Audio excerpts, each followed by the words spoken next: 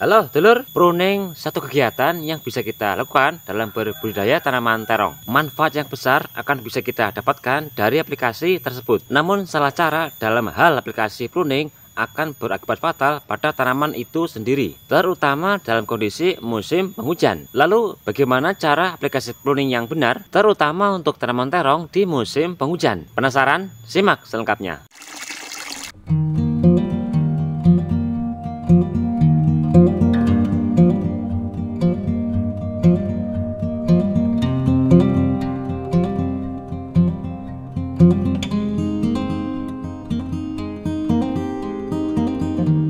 Assalamualaikum warahmatullahi wabarakatuh. Halo dulur, jumpa lagi dengan saya Bang Amel. Dan kali ini kita berada di lahan polybag untuk tanaman terong ya teman-teman. Terima kasih buat jenengan yang sudah hadir. Tidak lupa saya doakan semoga jenengan selalu sehat lah ya dan berkah rezeki. Kegiatan hari ini aplikasi pruning di usia tanaman kurang lebih 29 hari setelah tanam. Buat jenengan yang mungkin masih pemula dan masih bingung terkait aplikasi pruning, mungkin video kali ini bisa bermanfaat dan bisa menjadi solusi, terutama untuk perawatan terong di musim penghujan ya teman-teman. Dan tak usah berlama-lama, yuk bareng-bareng kita belajar.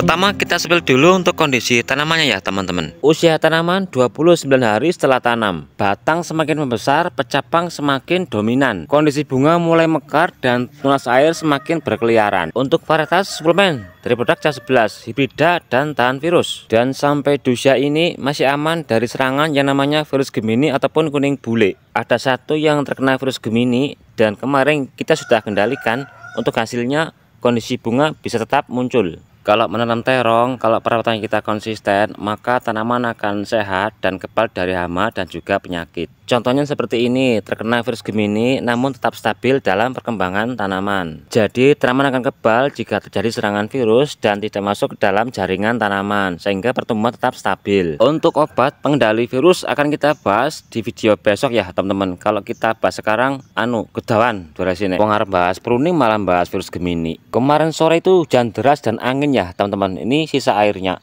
Dan semalam kita lembur aplikasi pemasangan tajar dan penalian. Ini semalam pada roboh semua hampir. Untuk ukuran tajar kita menggunakan 90 cm.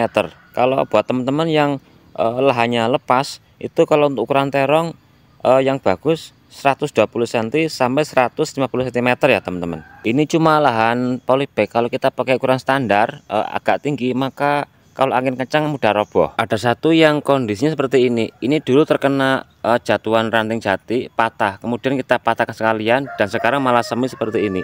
Kalau yang normal agak tinggi. Kembali ke tema dan membahas pruning. Untuk aplikasi pruning yang bagus itu di kondisi tanaman memasuki masa pembungaan dalam kondisi tanaman sehat. Dan untuk waktu aplikasi bisa di pagi hari ataupun di siang hari dalam kondisi tidak hujan. Bisa menggunakan alat bantu seperti ini, gunting. Untuk aplikasi pruning pertama, usahakan untuk pemangkasan 3-5 tangkai daun saja teman-teman. Saat pemangkasan usahakan jangan terlalu mepet batang, ya minimal 1 cm dari area batang, dengan bertujuan untuk berjaga-jaga jika terjadi jamur masuk maka tidak langsung menyerang batang. Kalau kita mangkasnya mepet dengan batang, kemudian hujan pasca pemangkasan, maka jamur akan masuk sehingga batang mengalami busuk batang. Contoh seperti ini saya pangkas kurang lebih 1 cm dari area batang. Kemudian kalau kita mangkasnya terlalu banyak, maka pertumbuhan pupus baru dan juga bakal bunga atau buah akan terganggu. Jadi kita lakukan secara bertahap. Nanti kalau untuk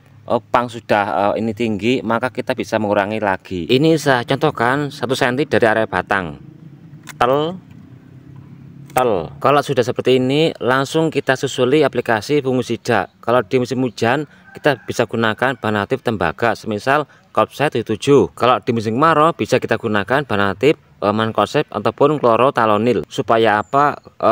Luka yang kita pangkas ini langsung kering dan untuk mencegah terjadinya bakteri ataupun jamur masuk. Kalau setelah aplikasi pruning terus kita biarkan saja, kemungkinan penyakitnya akan masuk adalah busuk batang, terutama di musim penghujan. Saya ulangi lagi, untuk pruning pertama maksimal 3-5 daun pamekasan. Yang kedua, segera susuli aplikasi fungisida pasca aplikasi pruning supaya apa? Penyakit terutama busuk batang tidak masuk ke tanaman terong kita. Kemudian manfaat pruning untuk tanaman terong. Pertama, batang terong cepat membesar, daun cepat melebar, dan terus daun lebih cepat pertumbuhannya. Yang kedua, meminimalis serangan penyakit dari dalam tanah, terutama fusarium, karena sirkulasi udara lebih lancar dan sinar matahari bisa langsung masuk ke area permukaan media tanam. Yang ketiga, mempermudah saat aplikasi obat. Jadi saat aplikasi penyemprotan, obat bisa kena merata di permukaan semua batang tanaman dan juga di bawah daun yang paling bawah. Yang keempat, penyerapan nutrisi bisa maksimal sampai ke pupus daun, sehingga pupus daun akan berkembang lebih maksimal. Yang kelima, nggak bagawan daripada menang bae apa-apa, lumayan kerja oleh keringet sehat awake.